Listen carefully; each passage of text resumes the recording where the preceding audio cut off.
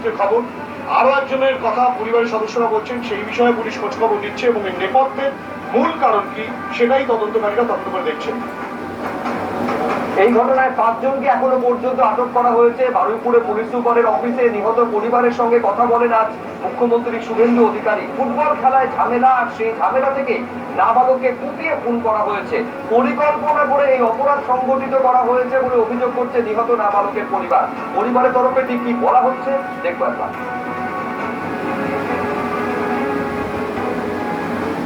ওর বন্ধু সূর্য নাম ওর গেছে 3 বার 4 বার ফোন করছি, ফোন করার পরেও গেছে। হ্যাঁ বাড়িতে ছিল, বাড়ি থেকে ডেকে নিয়ে গেছে। তারপরে কিছুক্ষণ পরে আমি টিভি 8:30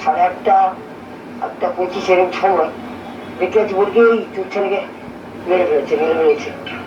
তা আমি বলছি কি রে বাবা, ছেলেটা এই মারতে গেল? ওই বাঁশ বাগানি মিশামিশি ভাবে ওকে ধারাস্ত্র দিয়ে অতটা আমি জানি না। ওর যে ওর বন্ধু যে ছিল সে হয়তো বলতে পারবে। খেলা নিয়ে কি কোনো গন্ডগোল? না খেলা নিয়ে বিরুদ্ধে অভিযোগ করলেন আমার নিজের ছেলে, আমার ছেলে মাস্টার গেল, আমার ছেলেকে সবাই ছেলেকে সবাই ডেকে রেখে নিতে ম্যাচ খেলে গেল। আমার খরচা দিতে হবে, খাওয়া দিতে হবে। আমার ভাই ফুটবল খেলে আমার রাত্রিবেলা নাইট ডিউটি করেছে, ওইটুখানি বাচ্চা ছেলে মুরগির গাড়িতে কাজ করেছে। এর বিচার আমরা চাই।